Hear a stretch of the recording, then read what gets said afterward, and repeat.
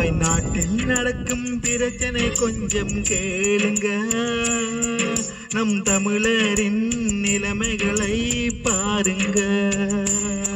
தாய் நாட்டில் நடக்கும் பிரச்சனை கொஞ்சம் கேளுங்க, நம் தமிழரின் நிலைமைகளை பாருங்க.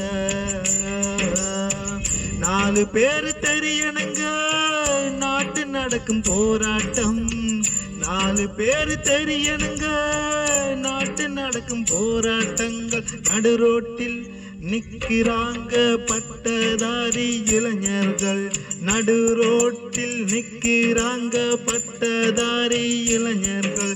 தாய் நாட்டில் நடக்கும் நிலைமையை கொஞ்சம் பாருங்க, நம் தமிழரின் நிலைமைகளை கேளுங்க.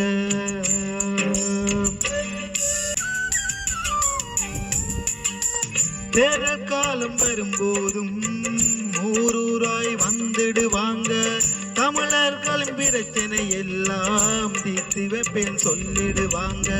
தேர்தல் காலம் வரும்போதும் ஊரூராய் வந்துடுவாங்க, தமிழர்களின் பிரச்சனை எல்லாம் தீர்த்து வைப்பேன் சொல்லிடுவாங்க. ஓட்டு போட்டவனெல்லாம் நடு ரோட்டில் நிற்கிறாங்க, பட்டதாரி இளைஞர் எல்லாம் ஆர்ப்பாட்டத்தில் நிற்கிறாங்க. ஓட்டு போட்டவனெல்லாம் நடு ரோட்டில் நிற்கிறாங்க, பட்டதாரி இளைஞர் எல்லாம் ஆர்ப்பாட்டத்தில் நிற்கிறாங்க. இதுதான் தமிழர்களின் நிலைமையா, விடிவே இங்கு இல்லையா?